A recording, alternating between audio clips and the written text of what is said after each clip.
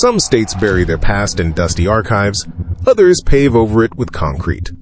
But Missouri does something stranger. It lets its secrets bleed through the soil like a wound that never heals. In its forests, you can walk for hours and never hear a bird, yet sometimes you will swear the silence is listening back. In its towns, names vanish from records, buildings collapse too soon, and the ground itself seems to breathe out a memory you did not ask for. And here's the thing, when a place is quiet, it does not always mean nothing happened there. Sometimes it means no one dares to say what did. Missouri carries its strange history, not like folklore, but like marrow in the bone, like smoke that never clears. Some say the state does not forget, it just waits.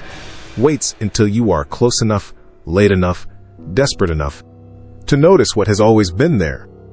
So put on your headphones, shut off the lights, and lock the door behind you. Because what you are about to hear will twist the way you look at this state forever. Some cities are abandoned, others are erased before they understand why. And the first of these stories begins with a little river town that wanted nothing more than peace and sunshine weekends, but got something far darker instead. Mystery number 1, Times Beach, the Phantom Town. Times Beach was supposed to be a promise. A quiet getaway carved out of the Missouri lowlands, just 30 minutes from St. Louis, where families could escape the press of the city and breathe along the Merrimack River. Founded in 1925, it never pretended to be grand small clapboard houses, a post office, one gas station, streets unpaved and dusty under the summer sun. It was built on low ground, but it was built on high hopes. People came with picnic baskets and fishing poles, bringing their children for weekends that smelled of river water, fresh-cut grass, and fried chicken cooling on back porches. But dust is a stubborn thing. It clung to the town like a second skin. By the early 70s, the city council decided to solve the problem the way small towns often do, cheaply. They hired a man with a truck, a man named Russell Bliss, to spray the dirt roads with oil the way you might sprinkle water over gravel to hold it down. What no one knew or wanted to ask too closely was that Bliss had not been hired only to haul oil. He had another job, disposing of chemical waste from a company tied to the making of Agent Orange. So when his truck rattled down the streets of Times Beach, what settled into the dust was not oil, it was poison. A compound laced with dioxin, one of the most toxic substances ever made by human hands. And it did not announce itself all at once. At first, it was just small things. Birds fell from branches mid-song. Dogs grew sick, vomiting for no reason, their fur coming out in clumps. Children developed rashes that spread like wildfire, red welts no doctor could explain. The people of Times Beach did what people in small towns often do when faced with the unexplainable. They looked away. They told themselves it was not happening. That kids just get sick. That pets sometimes die. That birds sometimes drop for reasons no one knows. Pretending made it easier to keep living in houses they would saved for. Walking roads they believed were safe. But in 1982, nature forced the truth to the surface. A flood came. The kind that does not ask permission. The Merrimack River rose, swallowing porches, crawling into kitchens, washing over the very ground Bliss had poisoned. FEMA came to test for contamination, and when they tested Times Beach, what they found was staggering. The dioxin levels in the soil were not just dangerous. They were 300 times higher than what any safety limit could allow. The government declared the town unsafe. Unsafe not for a season, not for a year, but forever. The solution was blunt. Buy every home, evacuate every family, erase the map. By 1983, Times Beach was not a town anymore. It was a memory people did not want to remember. But memory does not go quietly. Some residents resisted, refusing to leave at first. Others came back quietly, slipping past barricades to collect heirlooms or tools left behind. A man named Charles L., who'd grown up on those streets, later said he went back for his father's toolbox, only to feel that the house was not empty. Like someone was in the next room, he told a reporter, just not moving. Another woman described the silence of her old home as a held breath, waiting for you to exhale so it could answer back. She swore she heard footsteps on a floor that had already been ripped out. Even the cleanup teams, wearing hazmat suits and respirators, spoke in hushed voices about what they felt. Workers swore they saw shadows shift in boarded-up windows. One supervisor confessed in a taped interview that more than once, men refused to go inside alone. They left behind notes scratched on wallpaper with gloved hands. Short warnings like, "Don't stay, past sundown." Times Beach should have been gone forever, and in one sense, it was. Today, it is called Route 66 State Park. There are trails to hike, plaques to read, a visitor center made from one of the last standing buildings.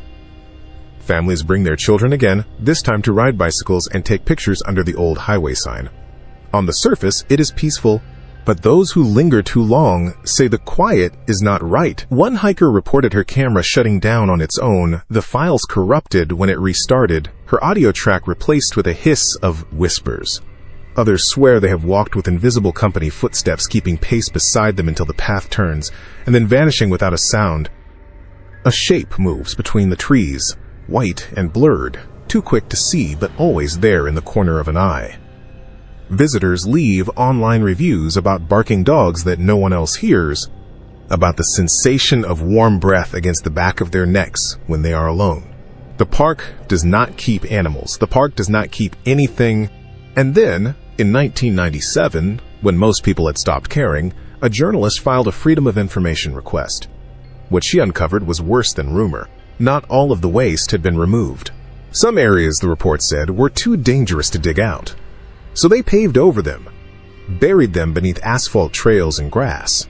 The poison still sleeps under the ground, waiting, not dead but not alive either. Alive the way radiation is alive the way trauma never ends, alive the way a town can be erased but never rest.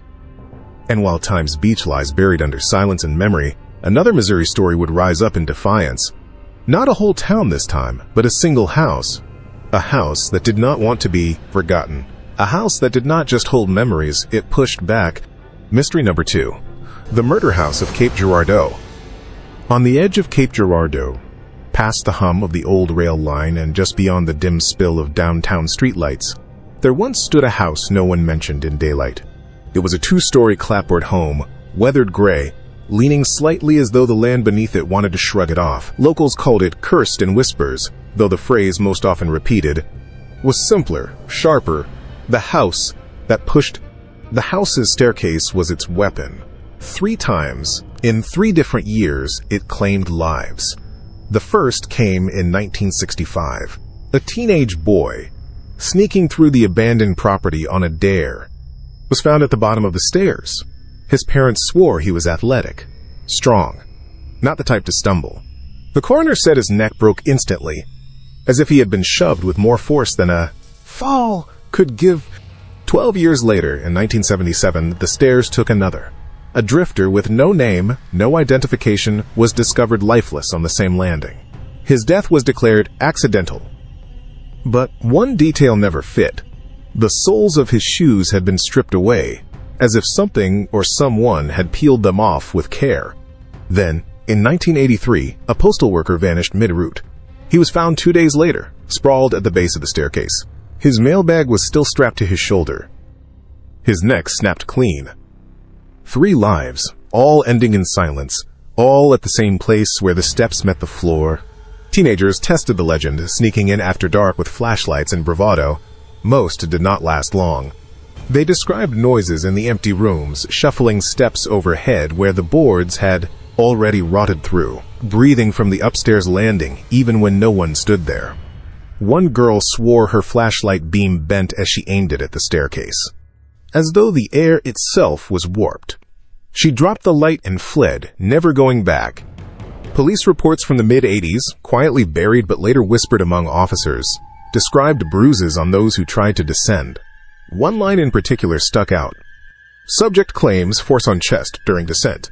No visible injuries, unexplained bruising across shoulder blades. It was as though the house itself had pressed its hand into their backs. By 1988, the city decided the structure had to go. Demolition began, but the house resisted.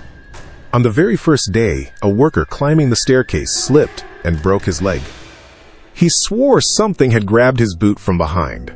The foreman dismissed it, until the next morning when his own hard hat was found split clean in 2 at the base of the stairs. The work crew finished the demolition quickly after that, tearing down walls, hauling off beams, leveling the earth. But the curse did not leave with the lumber.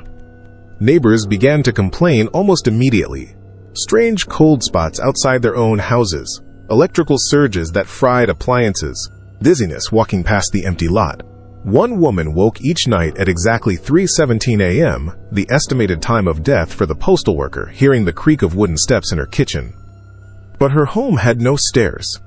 In 1994, paranormal researchers brought ground-penetrating radar to the site. What they found chilled them.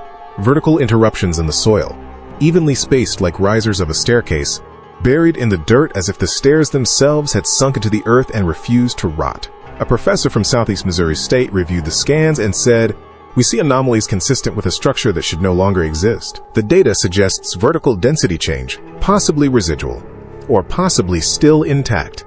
The land was fenced off. It was never resold. Just a weedy patch near the tracks, ignored by real estate developers, avoided by pedestrians after dark. But avoidance does not erase.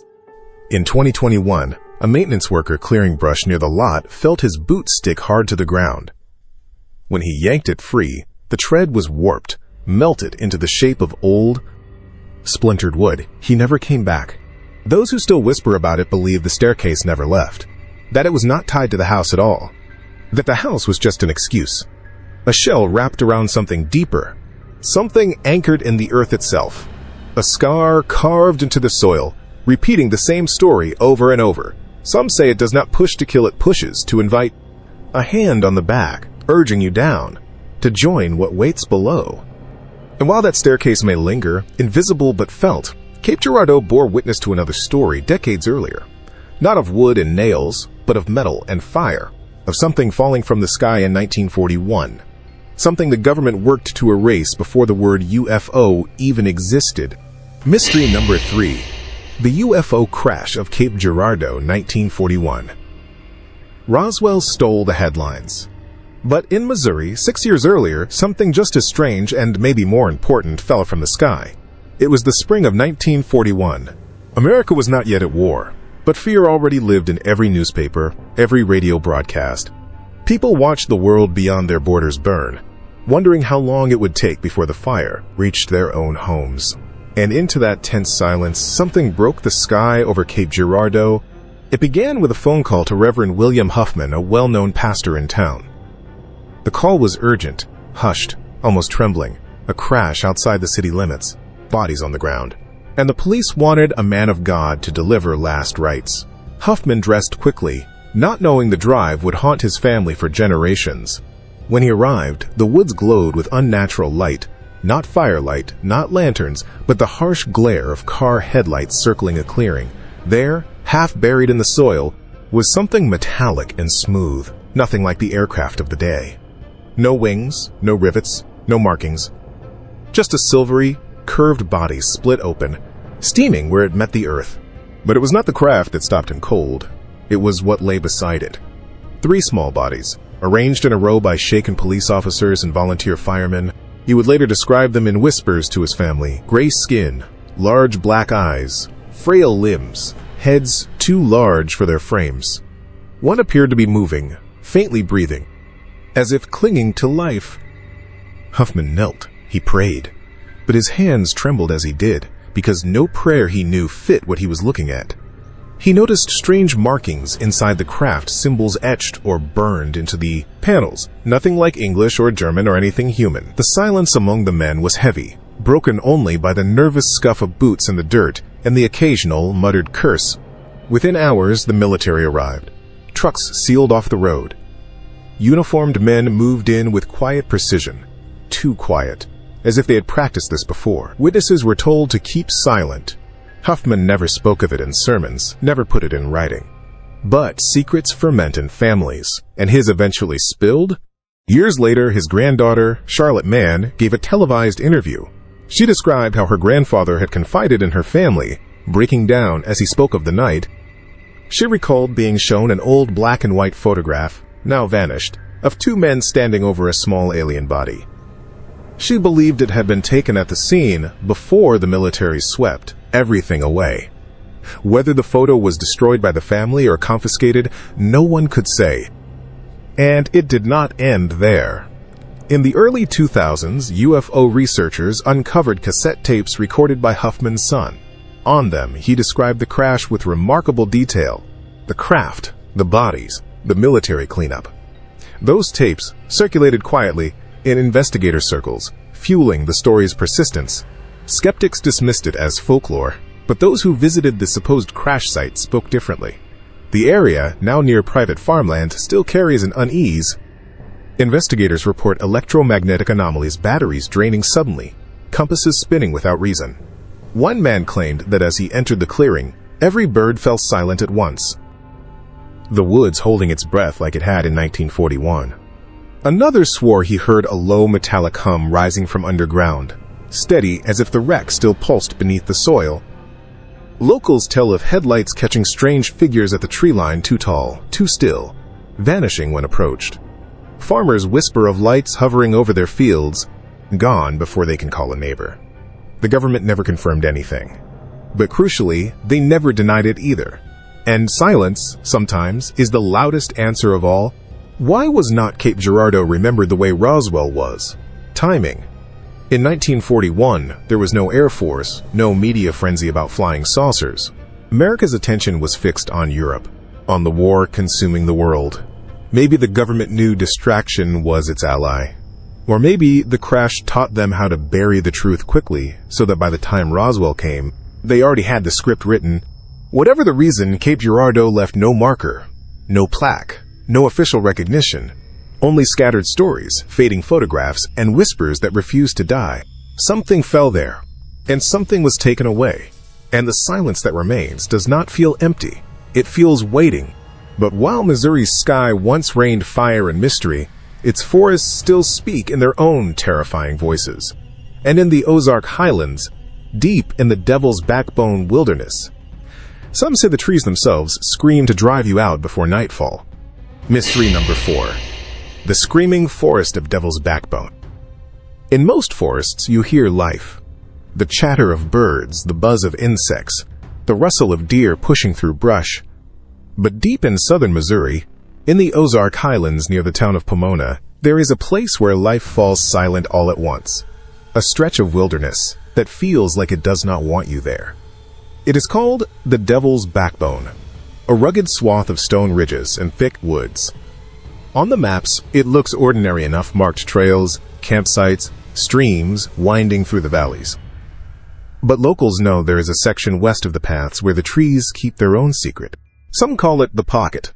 Others, more honestly, call it the Screaming Woods. The stories began in the 1970s. Hikers, campers, hunters, ordinary people described the same sequence. First, the sounds stopped. The insects, the birds, even the wind seemed to choke itself off, leaving only a silence so heavy it pressed against the chest. Then came the feeling, as though gravity itself had thickened, making every step heavier, harder.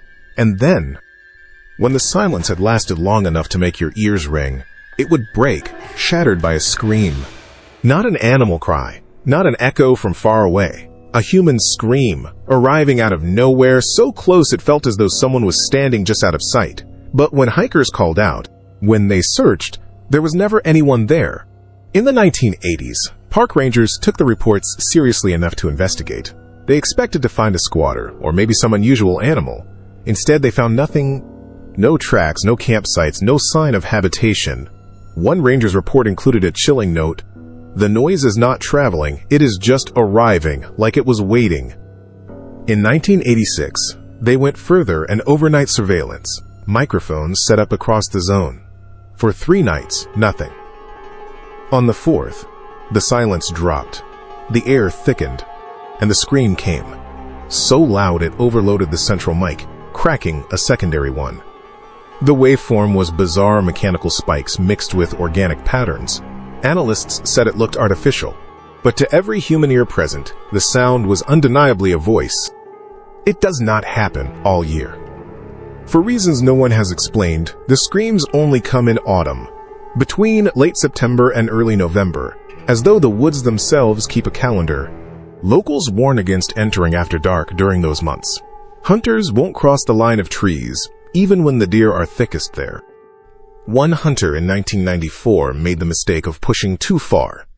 He said he heard 3 distinct screams, the first like a woman, high-pitched and agonized. the second like a child. Sharp and panicked. Why were the Hlipandas? Badalast at Squandavs Rapalwami Perstranagri Supanagri Krabel, the last he refused to describe, only saying it was nothing human. He dropped his rifle and ran until his lungs tore. For weeks afterward, his dog would not stay in the same room with him, and the accounts kept coming. In 2003, a camper wrote of pitching a tent on a ridge. No wind, no rain. At 2:47 a.m., the scream came. His friend bolted into the dark. When he looked up at the sky, he said the stars were gone, as though a massive hand had spread across the heavens, blotting them out. In 2011, an amateur radio enthusiast captured a strange pulse in the area. It built rhythmically, like a heartbeat, then cracked with a modulation that felt like a voice, speaking without breath. When he played it back at home, the recording contained only static, faintly reverberating. As if something had deliberately erased itself. Skeptics blame wind tunnels or old mine shafts, air howling through unseen vents. But those who've heard the scream swear otherwise.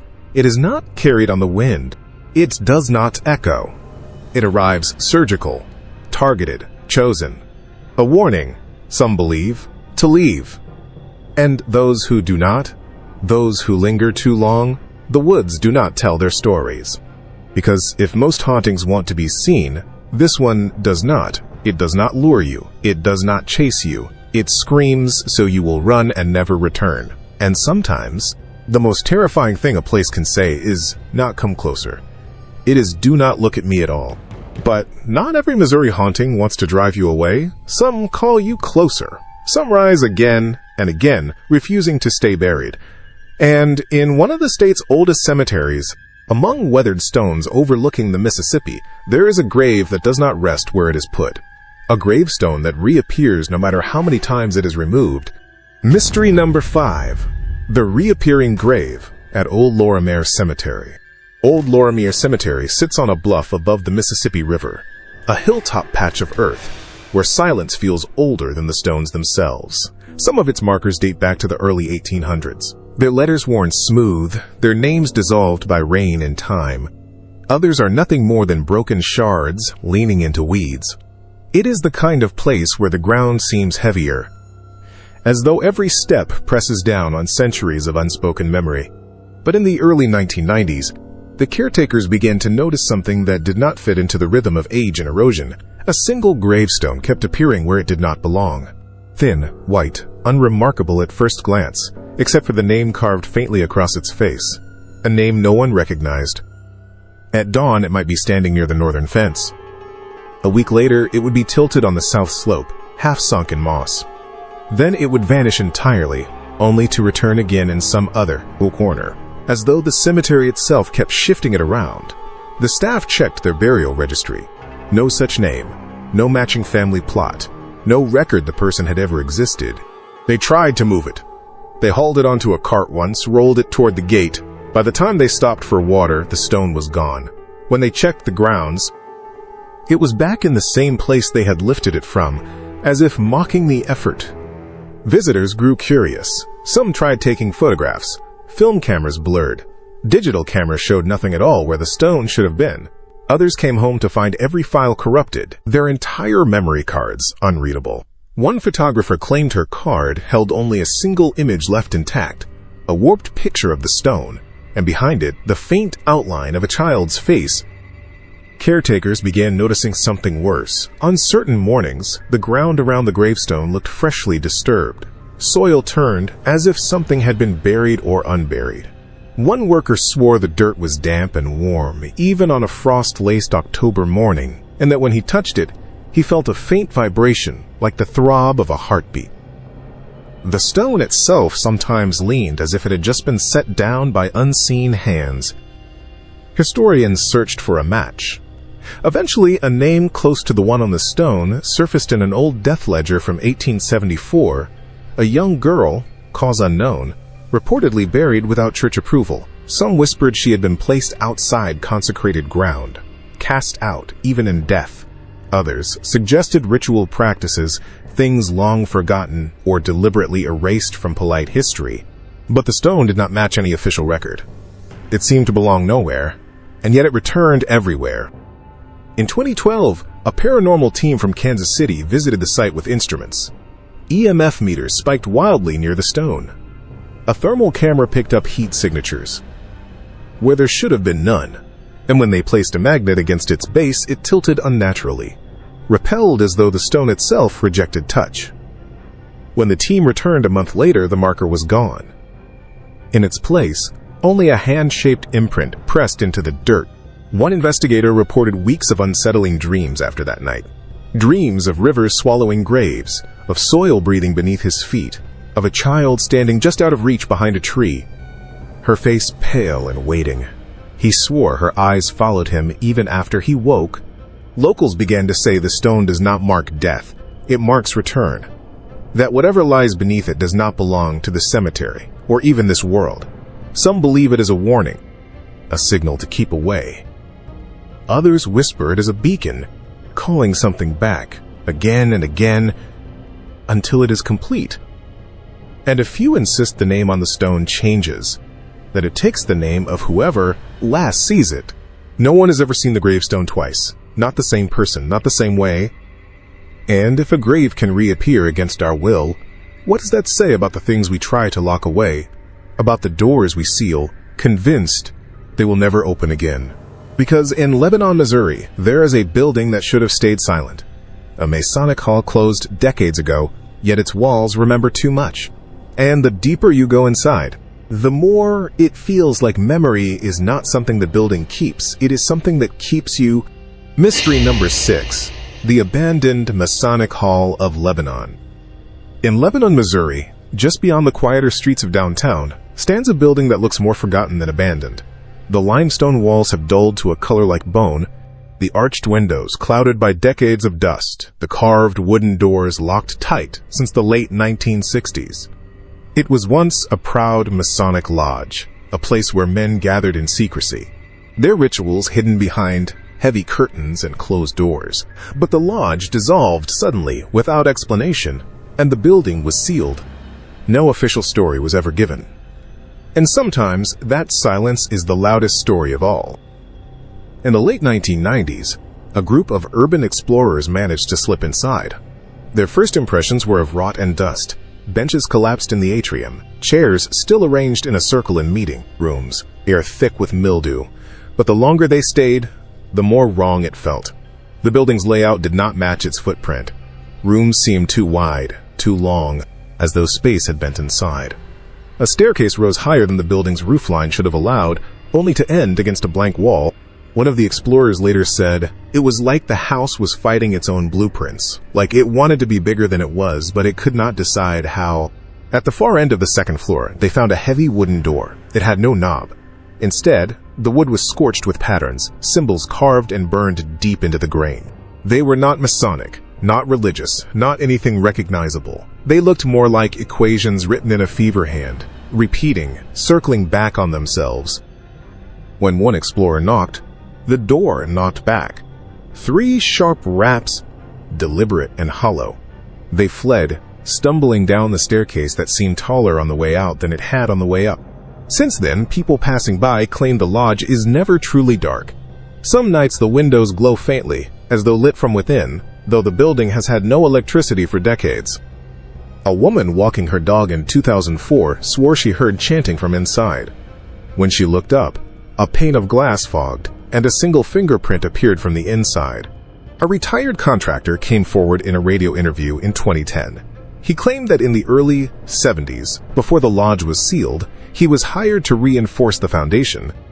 When his crew broke through the old floor, they found a shaft, a stone tunnel, dropping into blackness. Before they could investigate, they were ordered to pour concrete and never speak of it. When he asked what was down there, a man in a suit told him, "You do not want to be the one who finds out." Years later, a faded ledger from the lodge was recovered by a researcher. The final page was missing, torn away, but the impression left behind was enhanced through scanning. The words read, "We open the gate not to power, but to memory. Not all who enter should remember." The lodge's silence did not last forever. On Halloween night in 1998, 3 teenagers broke inside. Only one came back out. He did not speak about it for 20 years. Not until 2019, when he finally agreed to an interview. His voice shook as he described it. It was not ghosts, it was not demons. It was the building itself. The walls were alive. They pulsed. They moved. The third floor. It was not there when we went in, but suddenly it was, and the door with the carvings, it was not closed anymore. When pressed to explain what was behind it, he refused. He only said, "Something standing, waiting," like it had been waiting for us all along. The building is now chained off, labeled unsafe. The windows have been painted black. But chains and paint do not erase what is inside. Every few years, someone finds a way in. Sometimes they return, pale and shaken. Sometimes they do not return at all. The lodge does not want to be torn down. It does not want to be ignored. It wants to be remembered. And memory, once invited, has teeth. Missouri's stories do not fade. They wait. In the dust, in the stone, in the silence between footsteps. Time's beach, buried beneath poison. A staircase that won't stay gone. A crash in the woods that was never supposed to be spoken of. A forest that screams until you flee. A grave that refuses to rest. A hall that refuses to forget. And together they form a portrait of a place that does not let go. Which leaves only one question. If Missouri remembers, then what is it remembering us for? Some towns are abandoned. Some houses torn down. Some stories buried under official reports and tourist brochures. But Missouri does not erase. It remembers. It remembers, in silence, that does not feel empty. In screams that arrive from nowhere. In doors that never stay shut. Time's beach wanted peace, but was smothered in poison. A whole community paved over, and yet still whispering beneath the trails. A staircase in Cape Girardeau claimed life after life. Ripped out of its home but still waiting underground, hand on the back, urging one more step. A crash in 1941 brought something to Earth that was never meant to be seen. And the soil still hums with its absence. In the Ozark forests, the air thickens and screams claw their way through the night, driving the living out like trespassers. At old Lorimier's cemetery, a grave that belongs nowhere keeps appearing. A marker not for death, but for return. And in Lebanon, a Masonic hall rots behind chains, its walls shifting, its doors knocking back, memory itself turned into an occupant that will never move out. Each story stands alone, but together they hum with a single truth. Missouri is a state that does not let go.